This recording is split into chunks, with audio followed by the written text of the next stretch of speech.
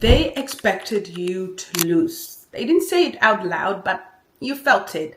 The hesitation, the side comments, the quiet disbelief in you. And when you didn't lose, well, when you start winning, they didn't know how to respond to your winning. Nhom Lau, Nhom Lau, it's all I need, yeah, it's all I need. Yeah. So, let's talk about village people today. And no, not the healthy village people that we normally talk about. I'm talking about the other ones. Village people who try to scatter your dream by any means necessary. They can be male, female, they can be all sorts of different people. They can exist in your church, in your family, in your community, and sometimes they smile, sometimes they advise you, and you know those ones that are like really in your business and you don't really understand why they're in your business. Then you're like sort of like wondering like, why are they acting like they care about me? But you know, like when you have a friend, right? That friend can worry about you, and that's fine, that's normal. But then there's like these random ones where it's like deeply worry. Oh, you haven't picked up my phone calls, what? But you don't normally talk to them, so it's like, okay, if I didn't respond within a few hours, what do you mean? That kind of worry.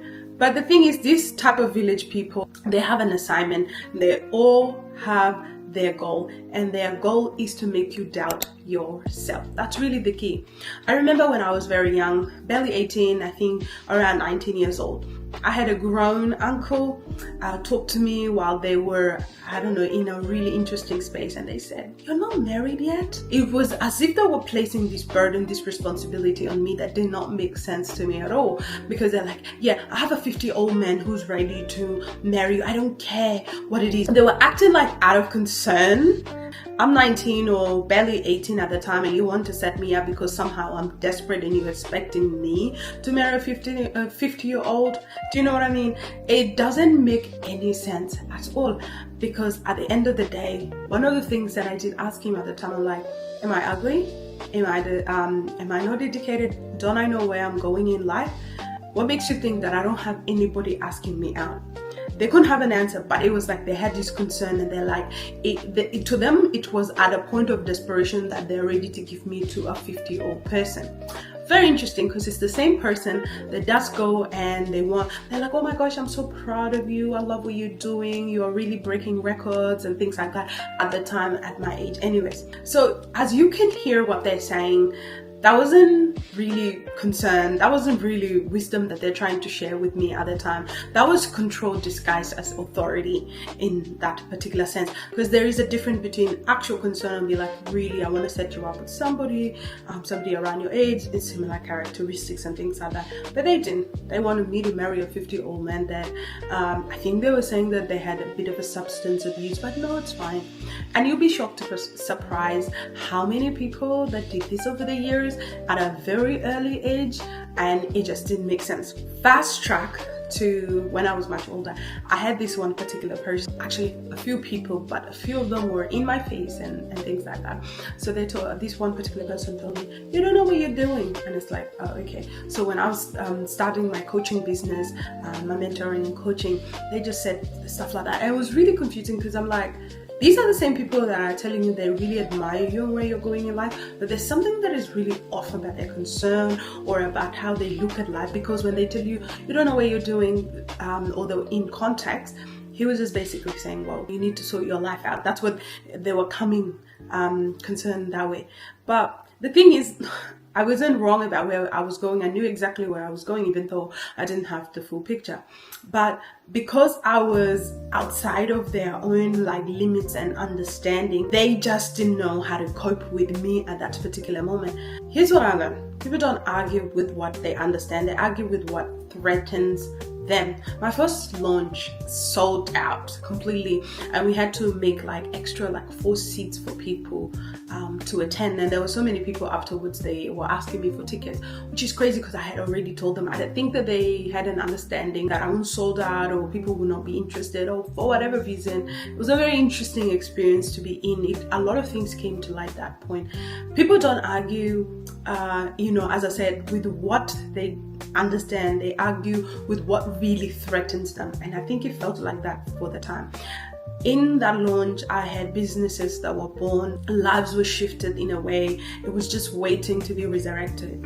And suddenly the village people got louder and louder all of a sudden. And the funny thing is, I was very confused because I'm like, I'm not a controversial person. Like, I do say topics that are quite sometimes can be challenging or whatever, not, but I'm not a controversial person. And that time anyways, I wasn't comfortable to saying a lot of stuff. I was just saying basic normal things that I'm doing now, which weren't out of this thingy world. And I remember people contact, like people close to me, which they know it will reach me, and they were like, yeah, they shouldn't be doing what they're doing, blah blah blah blah blah. And it's like, what do you mean? Like, if you want to go fulfill your dreams, you can do that. You don't have to come worry about me. And those who can tell me in my face, they just tell me in my face. And you're just like, what do you mean? Like, I don't understand how this is a thing that you're telling me. And some of people would just be like smiling in my face, and then like you hear so many things like questioning behind my back, hoping dad will do what they just couldn't. It was just very interesting process to have. So let me give you 5 ways to deal with village people. I mean, those negative people, especially when they expect you to lose and you actually didn't, and they think that you're somehow just won out of nowhere. But there is a process to success. Number 1, understand who you're dealing with. Don't think it's just another random people or whatever. These people are dedicated to ensure that you fail one way or the other. And one of the best ways to fail is through doubt. The moment you start questioning yourself and where God is placing you or what God has placed in you, they've won. Literally, they've won. Unless you can recognize that doubt and come out of it, then you are starting to win again. Once you start understanding that, you stop taking it personally. It was never about you. You just reminded them of what they have actually abandoned. Number 2, don't give them the satisfaction of winning. Your job is not to prove them wrong with words where you're like, you're wrong, blah blah blah blah. It's not your job. Your job is to scale so high they can't reach you anymore. Sometimes the greatest response is becoming so focused to the point that those voices are no longer existing. Number 3, protect your earrings before you have to fight them. If you don't hear it, you don't have to battle with it. Not everything deserves access to your mind, especially in your early stages. Silence is not weakness, it's strategy. And I'm not saying that you just do random stuff where people just keep quiet the whole entire time. No. That means you're gonna start hiding and things like that. We don't need that. We want you to be sure of yourself. Be sure of yourself and don't, sometimes in the early stage of certain things, you doubt yourself a lot. And we don't want that, because that doubt is the one that's going to, kill your dreams and where you're going in life. Number 4, take spiritual and mental threat seriously, because what they're doing is really deep. Like, it's really deep. We may take it like as a normal thing, but it's not. These people are quite dangerous, but we don't need to act like and stress ourselves out. We just need to understand these people are dangerous, not physically but mentally and spiritually. So pray, fast, reflect, strengthen your inner walls. Don't just build success, build discernment. Number 5, call it out when it's necessary. There are times where you need to call things out. You don't need for it to marinate in your heart. Hear me clearly. Sometimes silence is not wisdom. You know what I mean? It's good to discern and know when to speak out. But sometimes confrontation is protection. When you call nonsense, these village people often become too quiet, because bullies rely on your fear and confusion, and clarity disarms them. So when you're clear about where you're going, what you're doing, and you call it out, it does disarm them. And I've done it a couple of times, and they just don't know what to do with me, but they're confused because they didn't see that coming from me. And I'm like, yeah, sometimes I got fired to say, you know what I mean? But most of the time I'm like, you're so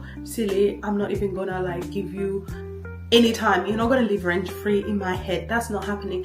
And because they expect you to lose and you didn't shrink, sometimes it just makes them very uncomfortable. They're like, okay, but it's like, it's necessary for you to call it out. And going from that, do not try to explain yourself to people who are committed to misunderstanding who you are. Find your purpose, stand on it, and keep moving, because destiny doesn't console village people. My name is Awit. Lovely seeing you in this video. Please let me know in the comment section what you think about this video. Do you have any village people? See you in the next video.